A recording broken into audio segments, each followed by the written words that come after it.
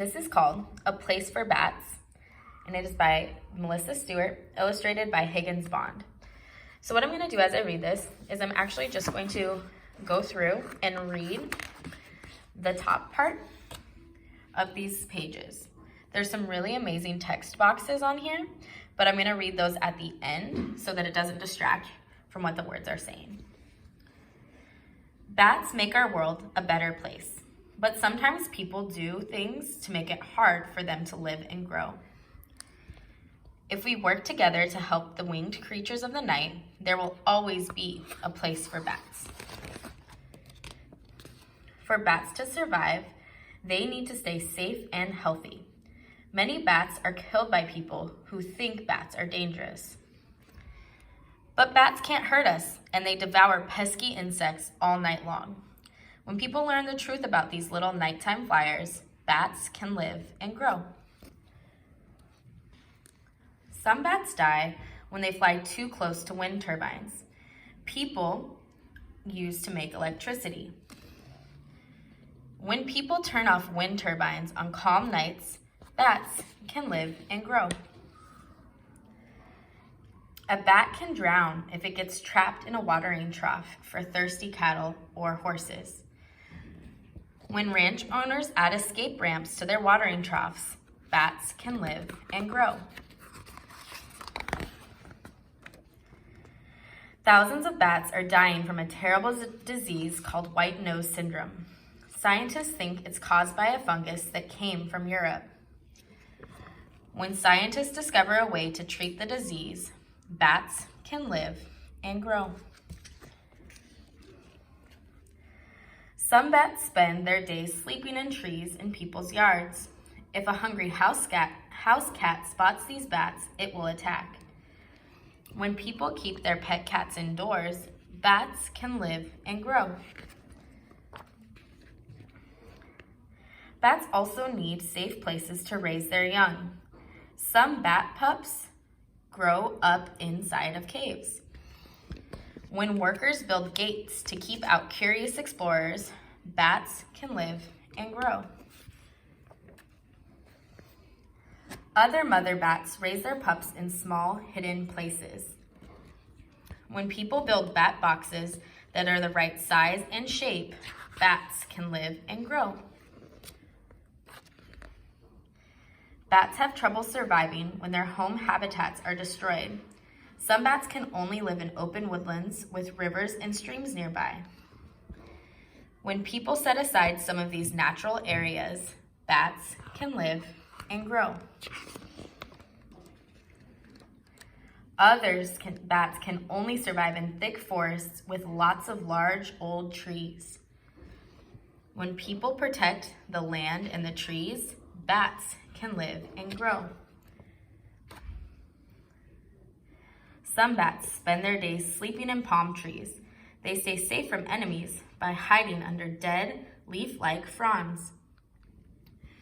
When people leave the old drooping fronds on their trees in their yards, bats can live and grow.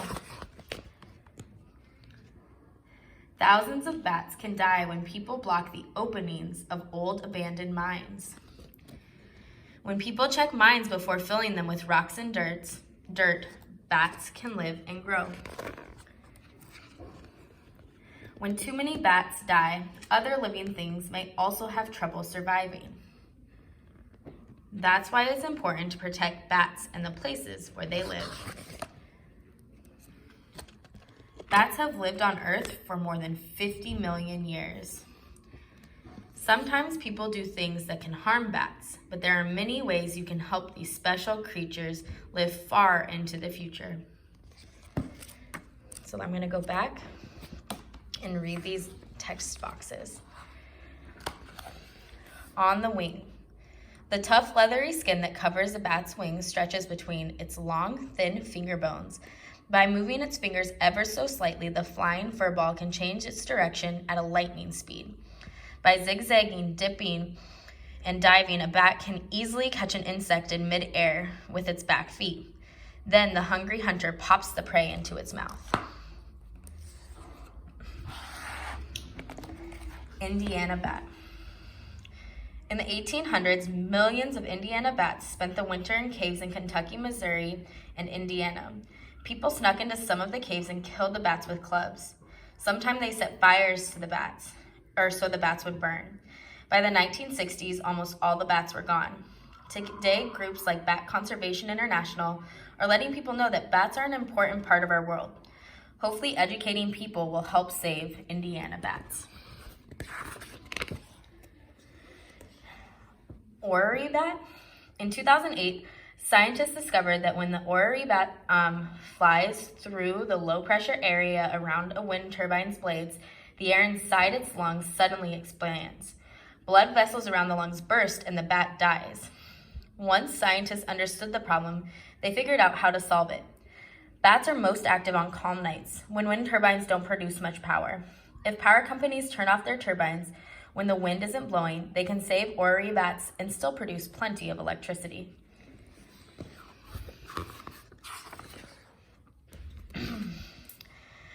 California myotis bat.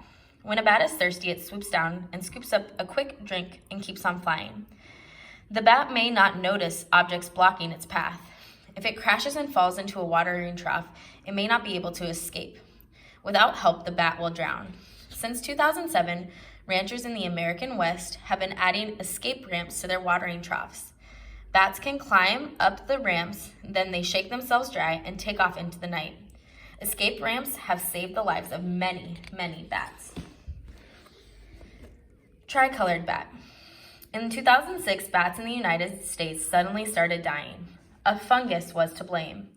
Where had it come from? How was it spreading? Scientists didn't know. In 2013, researchers found that healthy bats in Europe have the same fungus. It must have spread on people's clothes and shoes. Now, scientists want to know how the fungus turned deadly. The answer may help them find a way to save bats with the disease. Evening bat. At one time, evening bats slept safely in deep, dark forests. But as more woodlands disappear, more evening bats spend their days in trees in people's yards. Neighborhood noises can make it hard for bats to sense danger, like a prowling cat, until it's too late. Keeping pet cats indoors can save bats, birds, and other small creatures that visit your yard. Gray bat. Each summer, female gray bats raise their young inside caves. If people disturb the bats, the mothers panic. They grab their babies and try to fly to safety. In all the confusion, many mothers drop their pups. The babies die when they hit the rocky cave floor. To protect gray bats, workers are now building bat-friendly gates that keep people out of some caves. Little brown bat. In the past, little brown bats raised their young under the peeling bark of dead trees. But then people began cutting down dead trees on their land.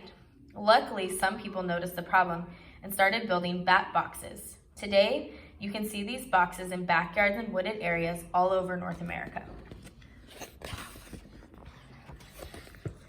Western red bat. Western red bats roost in trees that grow along the Colorado River. But as people drain water from the river, the trees die and the landscape is destroyed. Luckily, scientists in California and Arizona noticed the problem. Now they are working together to protect 765 acres of land along the river for bats and other animals. Silver-haired bat. For many years, forest rangers cut down dead trees in old-growth forests. But then scientists discovered that silver-haired bats roost under the loose bark on dead trees. Today, forest rangers let dead trees stand so the bats have places to sleep. Northern yellow bat. Many people do not like the way dead brown fronds look hanging from palm trees. They trim the fronds so the trees will look neat and tidy. But recently, people in South Texas have realized that northern yellow bats roost under the fronds. So now some area residents are leaving the dead fronds on their trees so the bats have a safe place to sleep. Big brown bat. Open mine shafts can be dangerous, so landowners often fill them in. But if there are bats inside, they will be buried alive. Just before Millie Hill Mine in Iron Mountain, Michigan, was supposed to be closed, scientists found millions of big brown bats inside. Instead of blocking the shaft, workers built a steel cage around the opening. Now bats can easily fly in and out, but no one will fall into the mine. Plants need bats. In warm parts of the world, some bats sip sugary nectar from flowers. As they drink, the bats spread pollen from one flower to another. The plants use material in the pollen to make fruit with new seeds inside. Other bats eat fruit. When the bats release their waste, seeds land on the ground. If the soil is rich and moist, the seeds will grow into new plants. Bananas, peaches, avocados, dates, figs, and mangoes all depend on bats to spread their pollen and carry their seeds to new places. Other animals need bats. Bats are an important part of the food chain. Hungry snakes, raccoons, possums, skunks, and weasels sometimes prey on sleeping bats in trees. Hawks and owls can catch bats as they fly through the air. If too many bats disappear, their predators will have to work harder to find food. How bats help us. Bats help us survive by eating insects. Bats protect the plants growing in farmers' field. Each night, the Mexican free-tailed bat, living in one cave in Texas, devours 400,000 pounds of crop-eating insects. Bats also can eat mosquitoes and other insects that make us sick. A little brown bat can catch 1,000 mosquitoes in just 1 hour. How we can help bats. Put up a bat house in your backyard. Start a wildlife garden with plants that attract moths and other nighttime insects for bats to eat. Don't spray chemicals that could harm bats. Don't enter caves if you could think there might be bats inside. Join a group of people working to protect bats in your area, and sponsor a bat through an Adopt a Bat program.